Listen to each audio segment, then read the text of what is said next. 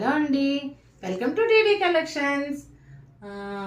ఈరోజు మీ ముందుకి ఒక చిన్న ముచ్చట చెప్పుకుందామని వచ్చానండి. ముచ్చట కాదులే కానీ నా బాధ, నా ఫీలింగ్స్ మీతో షేర్ చేసుకుందామని వచ్చానండి. నేను 2 days నుండి అసలు వీడియోస్ ఏం తీయలేదండి. యాక్చువల్గా వీడియోస్ తీయాలన్న ఇంట్రెస్ట్ కూడా రాలేదు. ఎందుకనంటే ఇన్ని డేస్ నుండి నేను చాలా వీడియోస్ చేసి పెట్టాను.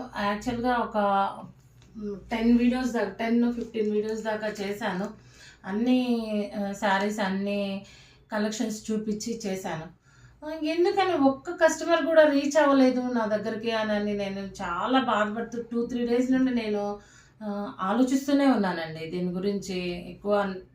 ఎందుకనంటే మనము ఒక ఇంట్రెస్ట్ ఒక బిజినెస్ స్టార్ట్ చేసినప్పుడు అది ఎందుకు కస్టమర్స్ అని రీచ్ అవ్వట్లేదు అని నేను చాలా ఆలోచనలో పడ్డాను వాస్తవానికి.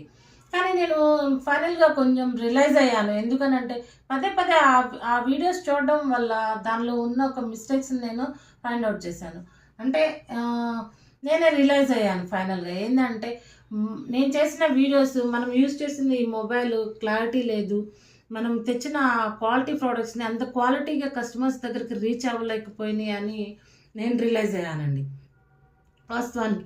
మళ్ళీ ఇంకో విషయం ఏంటంటే ఇంత మోసాలు జరుగుతున్నాయి సోషల్ మీడియా ప్లాట్ఫామ్లో. ఇంత ప్లాట్ఫామ్లో నువ్వు చేసిన కొన్ని వీడియోస్ ద్వారా నీ దగ్గరకు వచ్చేసి వాళ్ళు ఆర్డర్ పెట్టుకుంటారు అని నువ్వు ఎలా ఎక్స్పెక్ట్ చేస్తావని కూడా నేను క్వశ్చన్ చేసుకున్నానండి వాస్తవానికి.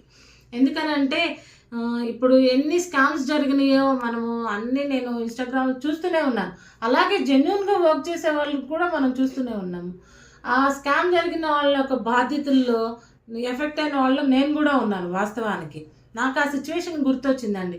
ఏంటంటే ఇన్స్టాగ్రామ్లో చూస్తూ ఉంటే ఒక వైట్ శారీ నన్ను అట్రాక్ట్ చేసిందండి.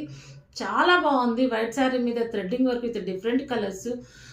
అది చాలా అట్రాక్టివ్. మార్కెట్లో నేను మామూలుగా రీసెంట్గా ఇప్పుడు శారీస్ కోసం తిరుగుతూ ఉన్నప్పుడు అలాంటి శారీస్లో కూడా నేను చూశానండి. అది అట్లీస్ట్ హోల్సేల్లోనే 1000 above ఉందండి. కానీ అతను 400కే మనకు పెట్టాడు ఇన్స్టాగ్రామ్లో సేల్కి.